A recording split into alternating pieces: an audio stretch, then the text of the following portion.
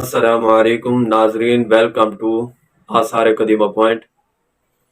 ناظرین، ایسا شاید ہی کوئی شخص ہو جس نے سیریز ارطغرل غازی نہ دیکھا ہو۔ اس سیریز میں مسلمانوں کے سنہرے دور اور خاص طور پر سلطنت عثمانیہ دکھائی گئی ہے۔ اس سیریز کے 2 حصے تقسیم کیے گئے ہیں، یعنی کہ اس سیریز کو 2 حصوں میں تقسیم کیا گیا ہے۔ ایک حصے میں عثمان غازی کے والد ارطغرل غازی کا دور دکھایا گیا ہے، جبکہ دوسرے حصے میں عثمان غازی اور سلطنت عثمانیہ دکھایا گیا ہے۔ ناظرین، اس میں ایک ایسا کردار بھی آیا ہے جب وہ جنگ میدان میں اترتے تو دشمنوں کے رونگٹے کھڑے ہو جاتے۔ 2 تلواروں سے تلوار بازی کرنے والا شخص آندھی کی طرح ٹوٹ پڑتا۔ اس شخص کو بمسی بیرک کے نام سے جانا جاتا ہے۔ ناظرین، اس سیریز نے بہت ہی کم وقت میں لوگوں کے دلوں میں خاص جگہ بنا لی ہے۔ بمسی بیرک کون تھا؟ کیا یہ واقعی ہی ارطغرل غازی کے جگری دوستوں میں سے ایک دوست تھا؟ آپ کی معلومات کے لیے چلتے ہیں۔ اس سے پہلے کہ آپ میرے یوٹیوب چینل پر نئے ہیں تو میرے چینل آثار قدیمہ پوائنٹ کو سبسکرائب کر دیں اور ساتھ ہی بیل آئیکن پریس کر دیں تاکہ ہماری جتنی بھی ویڈیو آئیں آپ تک بآسانی پہنچ سکیں۔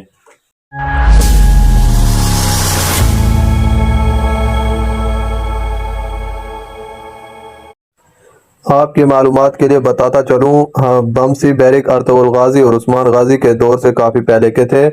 ناظرین، بمسی بیرک اوغوز ترکوں کا ایک مشہور جنگجو تھا۔ بمسی بیرک کی زندگی کے بارے میں اوغوز ترکوں کی معروف کتاب دیدے کوت میں تفصیل سے بیان کیا گیا ہے۔ اس کتاب کے مطابق بمسی بیرک اوغوز شہزادے بیبورے بے کا بیٹا تھا۔ قدیم روایات میں ہے کہ ایک مرتبہ سب اوغوز شہزادے ایک جگہ اکٹھے ہوئے۔ ان تمام بیبورے بے واحد شہزادے تھے جن کی کوئی اولاد نہیں تھی۔ اس پریشانی میں وہ مجمع میں رو پڑے کہ ان کی نسل کو آگے بڑھانے والا کوئی نہیں، نہ کوئی بھائی ہے اور نہ ہی کوئی بیٹا ہے۔ تمام اوغوز شہزادوں نے بیبورے کی اس حالت کو دیکھ کر اللہ تبارک و تعالیٰ سے دعا کی کہ اللہ پاک انہیں اولاد نرینہ عطا کرے۔ اس موقع پر ایک اور اوغوز شہزادے بیبے چن بے نے بھی اولاد کے لیے دعا کروائی۔ کچھ عرصے بعد اللہ تبارک و تعالیٰ نے انہیں اولاد کی نعمت سے نوازا، جن میں بیبورے بے کے گھر بیٹا پیدا ہوا جبکہ بیبے چن بے کے گھر بیٹی پیدا ہوئی۔ وقت گزرتا رہا اور بمسی بیرک اپنی نوجوانی کے دنوں میں تھا۔ اسی دوران بیبورے بے نے اپنے کچھ غلاموں کو قسطن دنیا بھیجا کہ وہ وہاں سے اس کے بیٹے کے لیے کچھ تحائف اور کچھ دوسری اشیاء لے آئیں۔ کیونکہ سفر بہت لمبا تھا اور اس وقت میں کوئی ایسی ٹیکنالوجی بھی نہیں تھی، اس وجہ سے ان کی واپسی سالوں بعد ہوئی۔ وہ انتہائی مہنگی اشیاء لے کر واپس آ رہے تھے۔ از روم نے اپنے قبائل سے تھوڑی دور سونے کے قلعے سے ان کے قافلے پر حملہ ہو گیا۔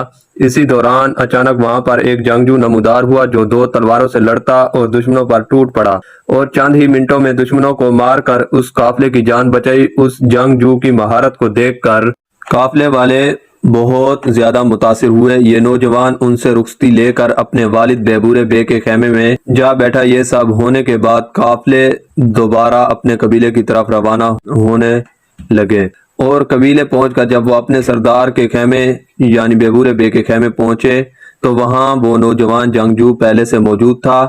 ترکوں کی قدیمی روایات ہے کہ لوگ سلام پیش کرنے کے بعد قبیلے کے سردار کے ہاتھوں کو بوسہ دیتے ہیں اور یہ روایات آج تک بھی قائم ہے۔ جب وہ قبیلے والے اپنے سردار کے خیمے میں داخل ہوئے اور اس نوجوان جنگجو کو وہاں دیکھا تو خوشی سے سردار کو چھوڑ کر اس نوجوان کے ہاتھوں کو چومنا شروع ہو گئے۔ بیبورے بے نے برہم ہو کر کہا کہ یہ کون سی روایت ہے کہ باپ بیٹھا ہے اور تم بیٹے کے ہاتھ چوم رہے ہو؟ اس کے جواب میں ان لوگوں نے قافلے پہ حملے کی تمام صورتحال بتائی اور بتایا کہ کیسے اس نوجوان جنگجو نے دشمنوں کو شکست دے کر قافلے کی حفاظت کی۔ اس جواب پر بیبورے بے بہت خوش ہوئے، جبکہ اب تک انہوں نے اپنے بیٹے کا کوئی نام بھی نہیں رکھا تھا۔ ان قافلوں والوں نے دشمنوں کے سر اڑانے پر اسے بمسی بیرک کا نام دیا اور تب سے ان کا یہی نام پڑ گیا۔ بمسی بیرک نے اپنے دور میں کئی جنگیں لڑی۔ بمسی بیرک بہادر ہونے کے ساتھ ساتھ کافی نرم دل اور مزاحیہ طبیعت کے مالک تھے۔ اسی کے ساتھ ہی بمسی بیرک جذباتی بھی کافی تھے۔ بمسی بیرک کے 2 گھوڑے بھی تھے جن کا ذکر اوغوز ترکوں کی کتاب دیدے کولکوت میں آیا ہے۔ ان کے گھوڑوں کا نام لینگی بوز اور ڈینگی بوز بتائے جاتے ہیں۔ ان کی شادی بیوے چند بیگ کی بیٹی بانو چیچک سے ہوئی جو کہ اس کی طرح اوغوز شہزادوں کی دعاؤں کی باعث پیدا ہوئی تھی۔ تاریخی ترک کتابوں میں ان دونوں کو اوغوز ڈے کرشماتی بچے تصور کیا جاتا تھا۔ شادی کی رات ہی اس کے خیمے پر حملہ ہوا اور اسے ایونک قلعے میں قید کر لیا گیا۔ بمسی بیرک مسلسل 16 سال تک اس قلعے کی جیل میں قید رہے۔ کچھ لوگوں کا ماننا ہے کہ قلعے میں شہزادی نے ان کے بھاگنے میں ان کی مدد کی اور اسے جیل سے بھگا دیا، جبکہ کچھ لوگوں کا کہنا ہے کہ اس قلعے کی شہزادی جس کا نام ہنینا بتایا گیا ہے اس کی محبت میں گرفتار ہو گئی اور بعد میں ان دونوں کی شادی ہو گئی۔ کہانی کے اس حصے کا ذکر ہمیں دریلیشیا ارطغرل کی سیریز میں دیکھنے کو بھی ملتا ہے۔ جیسا کہ میں پہلے واضح کر چکا ہوں کہ حقیقت میں بمسی بیرک ارطغرل غازی سے کبھی نہیں ملا۔ دریلیشیا ارطغرل سیریز میں بمسی بیرک کے کردار کو صرف اس لیے متعارف کروایا گیا ہے تاکہ عظیم ترک بہادر کو خراج عقیدت پیش کیا جا سکے۔ بمسی بیرک کی آرام گاہ اناتولیا کے قریب واقع ہے۔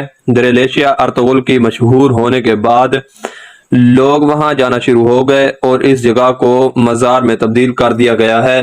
ناظرین، اگر آپ کو یہ ویڈیو انفارمیٹو لگی ہو تو ویڈیو کو شیئر اور لائک ضرور کر دیں اور ہماری حوصلہ افزائی کے لیے چینل کو سبسکرائب ضرور کریں۔ میں ملتا ہوں آپ سے ایسے ہی کسی معلوماتی ویڈیو میں، تب تک کے لیے مجھے اجازت دیں۔ اللہ حافظ۔